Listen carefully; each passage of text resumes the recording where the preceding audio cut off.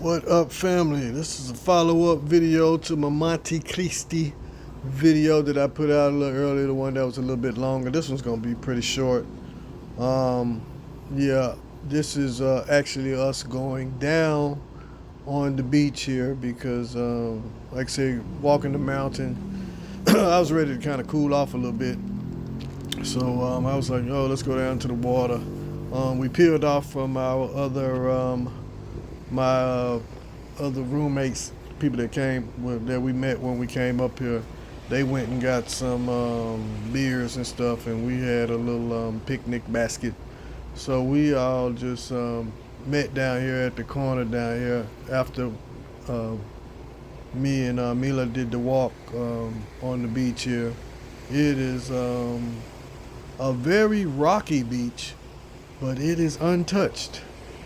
There is no trash. There's no solicitation here. There's no nobody selling beach chairs or beach umbrellas. It's just a beach, you know. And like I said, very tranquilo.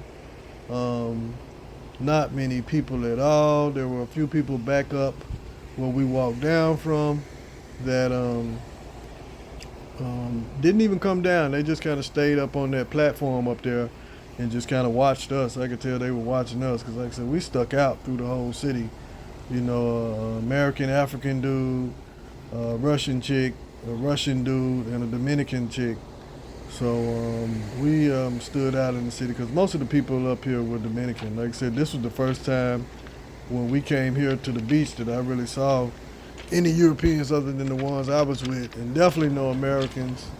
It's just all Dominicans. There was a busload of kids that pulled up on us that Mila talked to a little bit. But other than that, nobody out here, man. You can tell. And the reason they probably don't come is because it is a very rocky beach. You know, if you get low tide, you might be able to get out, see the tide is coming up to right to where the rocks are now. So if you get to that low tide, you probably got more sand to chill on.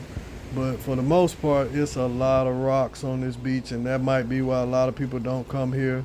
That might be why a lot of tourists don't show up. But I like it like that, man. There wasn't nobody out here.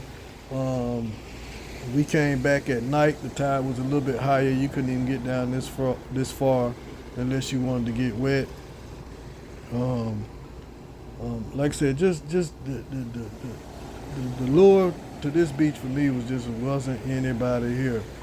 If the kid wasn't there and his family, we could have been up and down on this thing butt naked and nobody would have known worse for wear.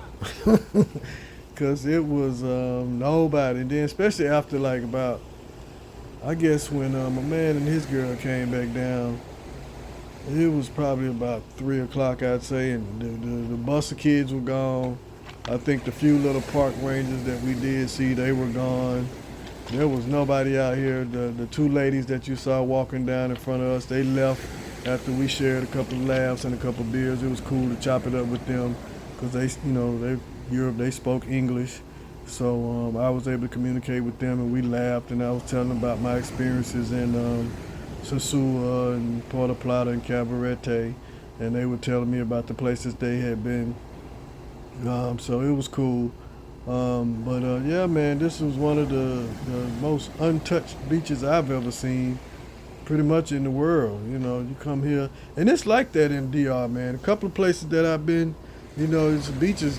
I forgot how many miles they said a coastline they have here in the country, but most of it's unused. It's you got the big tourist areas that a lot of people know about, Punta Cana, Boca Chica, of course, Sosua and Cabarete and Kite Beach and the Malecon in Puerto Plata. But there's a lot of places that people don't even go, man. Even in that area, in the Puerto Plata area and to Cabarete, you could pull off the road and find you maybe a stretch of beach that might only be 200 or 300 feet long. One of the smaller beaches I've been to is just east of Sosua, man, and it might be 30 feet, but nobody ever goes. Um, it's kind of hidden though. You have to actually know that this is an entrance to the beach down there because it looks like the condos have actually it looks like it's a part of the condo property. But all of the beaches in the Dominican Republic are supposed to be public beaches, so there's no supposedly no private beaches, which I know that's not true because I think Sheraton or Hilton or one of them came in and built their own beach in Sosua. They brought in a lot of dirt and built their own little section. But most of the beaches here are public. They should have public access. A lot of the stuff is overgrown on some of the beaches and you can't see. But this one right here, man, is in a nice little, I guess, a national park because it had a lot of signage up, kind of describing the area and stuff. So they're trying to get people to come here, but like I said, maybe it might be because of the rocks, might be some type of history here that I don't know about. That people are scared that the mountain's gonna fall or it's gonna flood or something, and people just don't come.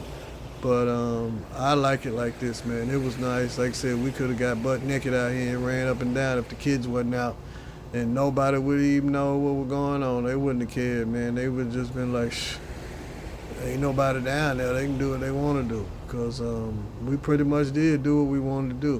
We ran out there in the water, chilled out, come back, lay down, eat a little bit, drank a little bit. You see I got that DR sun on me. But I was feeling great, man. Even after a night of drinking, I was feeling good because it's just so relaxing. You sit down and chill, you walk a little bit, sit down and chill. Now, there's another beach here in Monte Cristi that we visited too. I might throw that one up here on YouTube too. But it was real laid back and chill. It had a lot more people though because it had a restaurant there and a lot more families were there. And it was a little bit more sand where you could actually, lay out some beach towels and don't have to worry about the water coming up on you until probably late high tide or whatever.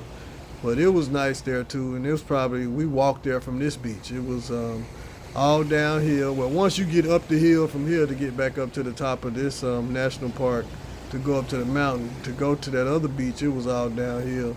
And we went there strictly for the purpose of eating, trying to eat something, because I guess it was getting about late then. And then we were trying to find something to eat, but we went there and hung out for a little while, and then my Russian buddy and his girlfriend or wife, whatever, they went and jumped in the water there too. They just love being in that water. But it was nice, man. So like I said, if you get a chance to get away from the wildness and the craziness and everything else, come on up here to Monte Cristi, man. It's a different part of the island with a different vibe, but like I said, the people are a lot different. They're a lot more laid back. Very nice, because we got not so much stranded in the city one night because we couldn't find the Uber. We had a dude came, walked up on us, went and got his personal car from his house and came back and took us back to our Airbnb. That's how nice these folk were. They didn't know us from Adam.